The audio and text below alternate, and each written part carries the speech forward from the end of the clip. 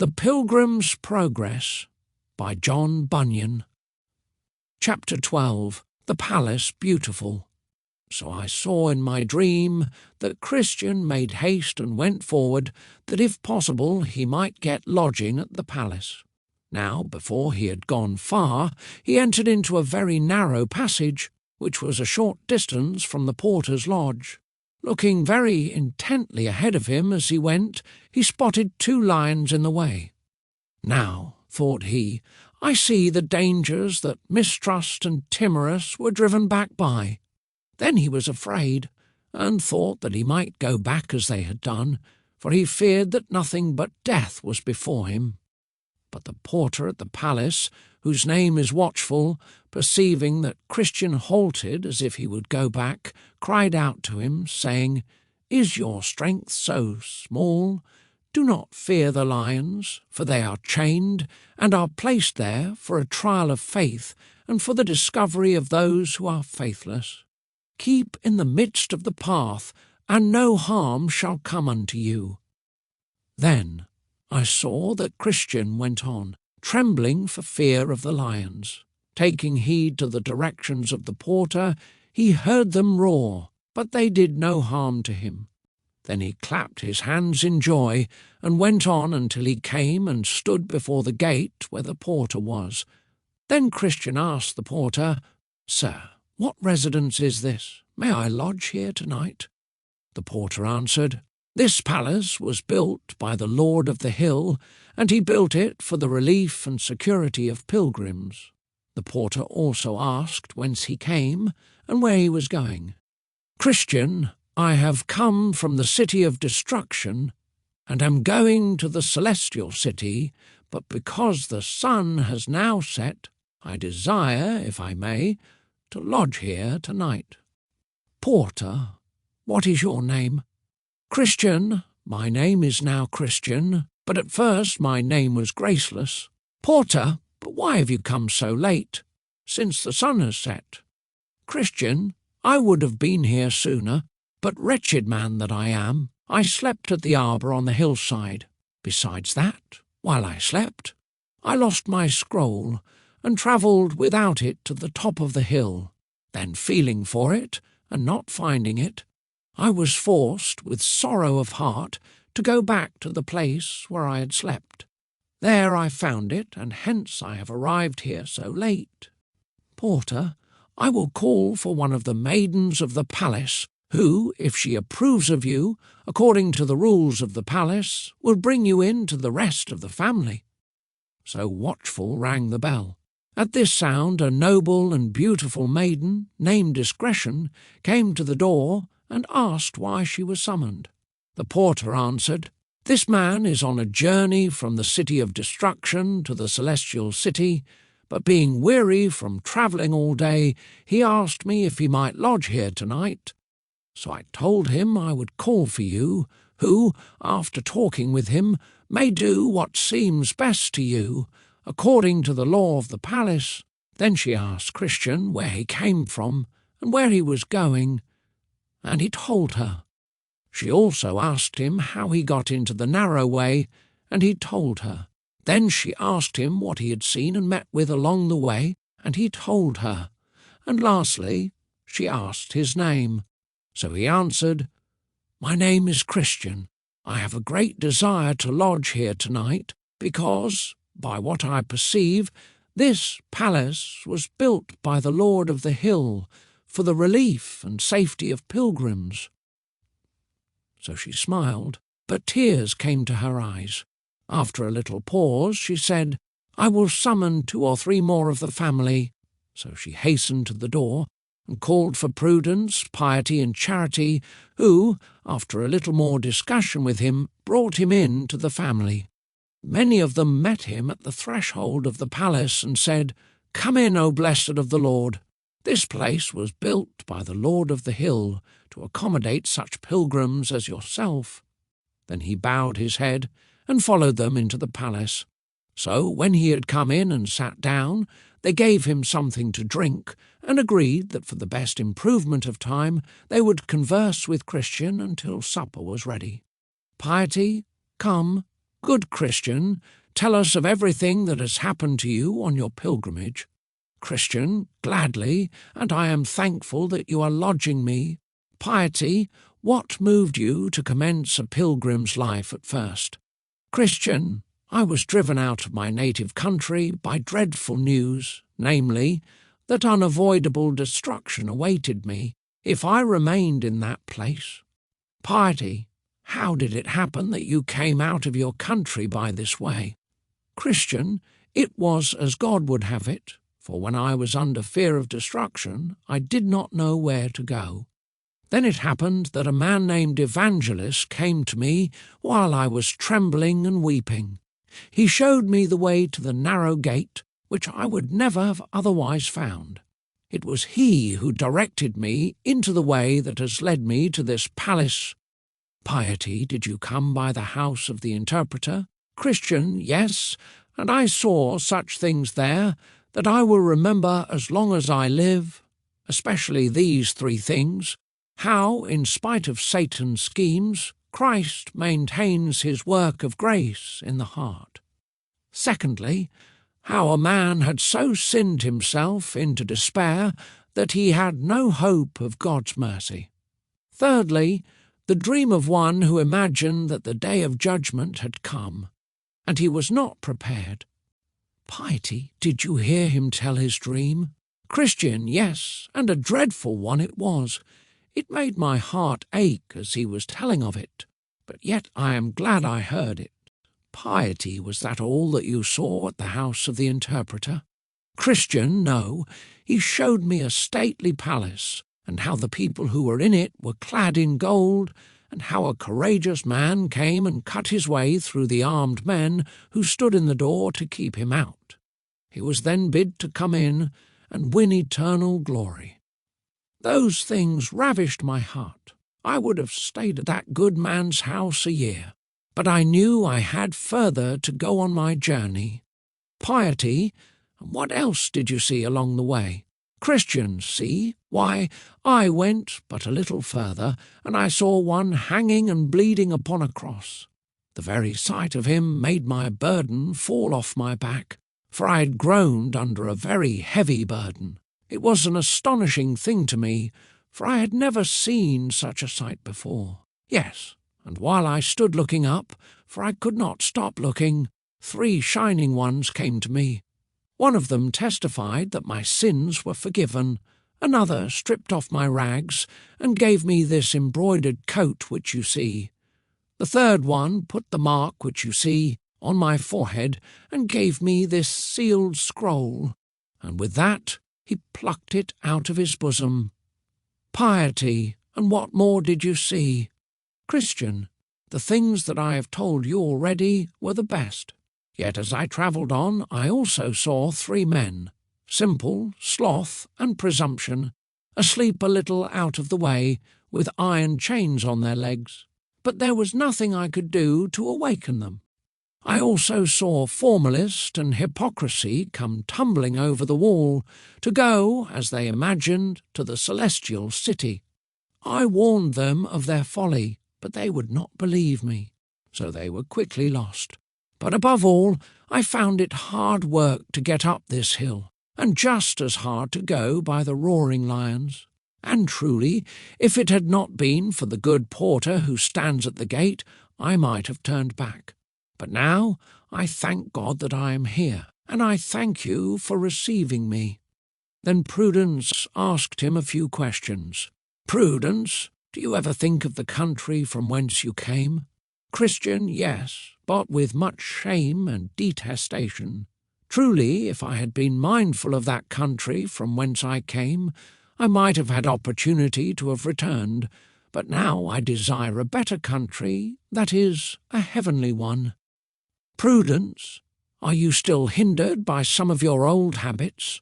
Christian, yes, but greatly against my will, especially my worldly thoughts, with which all my countrymen, as well as myself, were delighted. But now all those things are my grief, and might I have my desires, I would choose never to think of those things again. For I have the desire to do what is good, but I have no ability to carry it out. Prudence, do you find sometimes as if you had overcome those worldly thoughts, yet find them still your annoyance at other times? Christian, yes, but that is but seldom, and then they are to me as golden hours. Prudence, can you remember by what means you find these annoyances at times as if they were overcome? Christian, yes, when I think of what I saw at the cross, that will do it. And when I look upon my embroidered coat, that will do it. Also, when I look into the scroll that I carry in my bosom, that will do it. And when my thoughts are aglow about where I am going, that will do it. Prudence, and why are you so desirous to go to the celestial city? Christian, why, it is there that I hope to see him alive, who once hung dead on the cross. And there I hope to be rid of all these hindrances which so constantly annoy me. In that wonderful place there is no death, and I shall dwell with those whom I best desire. For, to tell you the truth, I love him, because he is the one who eased me of my heavy burden. Besides, I am weary of the evil within me. I would gladly be where I shall die no more, and with the company who continually cry, Holy, holy, holy is the Lord Almighty. Then Charity said to Christian, Have you a family? Are you a married man? Christian, I have a wife and 4 small children. Charity, and why did you not bring them along with you? Then Christian wept and said, Oh, how willingly I would have done it. But all of them were utterly averse to my going on pilgrimage. Charity, but you should have talked to them, and have endeavoured to have shown them the danger of staying behind. Christian, so I did. I also told them what God had shown to me of the coming destruction of our city, but I seemed to them as a madman, and they did not believe me. Charity, and did you pray that God would bless your warnings to them? Christian, yes, and with much affection, for surely my wife and poor children are very dear to me.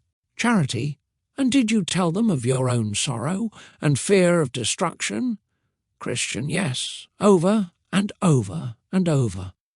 They also saw my fears in my countenance, in my tears, and in my trembling under the dread of the judgment which hung over our heads. But all this was not sufficient to prevail with them to come with me. Charity, but what reason did they give as to why they would not come? Christian, why, my wife was afraid of losing this world, and my children were given to the foolish delights of youth. So by one thing or another I was forced to go on pilgrimage alone. Charity, yes, but though you warned them, was the example of your life a hindrance to them from going with you? Christian, indeed, I cannot commend my life, for I am conscious of my many failings. I know also that by a hypocritical life a man may soon nullify all of his helpful reasonings with others. Yet this I can say, I was very careful not to give them any just occasion of making them averse to going on pilgrimage. They would tell me that I was too precise, and that I denied myself many things for their sakes, in which they saw nothing wrong. Also, I think I may say, that if what they saw in me hindered them, it was my great caution in not wanting to sin against God or others. Charity, indeed, Cain hated his brother because his own works were evil and his brother's works were righteous. If your wife and children have been offended with you for this, they thereby show themselves to be implacable, and you have delivered your soul from their blood. Now I saw in my dream that they thus sat talking together until supper was ready. When they sat down to eat, the table was abundantly furnished like a feast. All the talk at the table was about the Lord of the hill, about what he had done, and why he did what he did, and also why he had built that palace. By what they said, Christian perceived that he had been a great warrior, and with great danger to himself had fought with and slain him who had the power of death. This made Christian love him all the more, for, as they said, he did it with a great loss of blood. But that which put grace and glory into all that he did was that he did it out of pure love to his people. There were some of the household who said they had spoken with him since he died on the cross. They have attested that they heard it from his own lips, that he is such a lover of poor pilgrims that none like him can be found in all the world. As an instance of what they affirmed, they told how he had stripped himself of his glory, that he might die for poor sinners. They also heard him say that he would not dwell in the celestial city alone. They added, moreover, that he had advanced many pilgrims to be princes, though by nature they were born beggars and objects of wrath. Thus they discoursed together until late at night. After they had committed themselves to their Lord for protection, they went to their rooms to rest. Pilgrim was given a large upper chamber, whose window opened toward the sun rising. The name of the chamber was Peace. There he slept until break of day, and then he awoke and sang, "Where am I now? Is this the love and care of Jesus for the men that pilgrims are, thus to provide that I should be forgiven and dwell already the next door to heaven?" So, in the morning, they all got up, and after additional discourse, they told him that he should not depart until they had shown him the rarities of that place. First, they brought him into the study, where they showed him records of the greatest antiquity, in which was the lineage of the Lord of the Hill, that he was the son of the Ancient of Days by eternal generation. Here also were more fully recorded the acts which he had done, and the names of many hundreds that he had taken into his service, and how he afterwards brought them into an imperishable inheritance in his Father's house. Then they read to him some worthy acts that some of his servants had done, how they had conquered kingdoms, wrought righteousness, obtained promises, shut the mouths of lions, quenched raging fire, escaped the edge of the sword, whose weakness was turned to strength, and who became mighty in battle, putting whole armies to flight. They then read in another part of the records of the palace, where it was shown how willing their Lord was to receive into his favour any, even the worst, though they in time past had offered great contempt to his person and works. Here Christian also viewed several histories of many additional famous things, both ancient and modern. He saw prophecies and predictions of things which will have their certain accomplishment, both to the dread and amazement of their Lord's enemies and the comfort and solace of his pilgrims. The next day they took him into the armoury, where they showed him all kinds of armour which their Lord had provided for pilgrims. There were swords, shields, helmets, breastplates, all prayer, and shoes that would not wear out. Here was enough armour to equip as many men for the service of their Lord as there are stars in the heaven. They also showed him the weapons with which some of his servants had done wonderful things. They showed him Moses' rod, the hammer and nail which Jael slew Sisera with, the pitchers and trumpets with which Gideon put the armies of Midian to flight. Then they showed him the ox goad with which Shamgar slew 600 men. They showed him also the jawbone with which Samson did such mighty feats. They showed him, furthermore, the sling and stone which David slew Goliath with. They showed him, moreover, many excellent things, with which Christian was much delighted. After that, they went to their chambers to rest again. Then I saw in my dream that on the morrow Christian got up to resume his journey, but the others wished for him to stay until the next day. They said that they will, if the day is clear, show him the delectable mountains, which would further add to his comfort, as they were nearer his desired haven. So he consented and stayed. When the morning came, they took him up to the top of the palace and told him to look south. So he did, and behold, at a great distance, he saw a most pleasant mountainous country, beautified with woods, vineyards, fruits of all sorts, flowers, along with springs and fountains, all very delectable to feast one's eyes. Then he asked the name of the country. They said that it was Emmanuel's land, and it is common for all pilgrims to go there. When you arrive, said they, you may see to the gate of the celestial city, as the shepherds who live there will show you. Now, just before Christian was about to leave, they asked him to go again into the armoury. When they arrived, they equipped him from head to foot with armour, lest, perhaps, he would meet with assaults along the way. He being, therefore, thus attired, walked out with his friends to the door, and there he asked the porter if he had seen any pilgrims pass by. The porter answered, Yes. Christian, did you know him? Porter, I asked his name, and he told me it was Faithful. Christian, Oh, I know him. He is my townsman, my near neighbour. He comes from the place where I was born. How far do you think he may be ahead of me? Porter, by this time he is perhaps beyond the bottom of the hill. Christian, well, good porter, may the Lord be with you and increase your blessings for the kindness that you have shown to me. Then Christian began to go forward, but Discretion, Piety, Charity, and Prudence desired to accompany him down to the bottom of the hill. So they went on together, reminiscing their former discourses, until they came to the start of the descent down the hill. Then Christian said, As it was difficult coming up, so far as I can see, it is dangerous going down. Yes, said Prudence, so it is, for it is a hard matter for a man to go down into the valley of humiliation, as you are about to do, and not stumble along the way. Therefore, we have come to accompany you down the hill.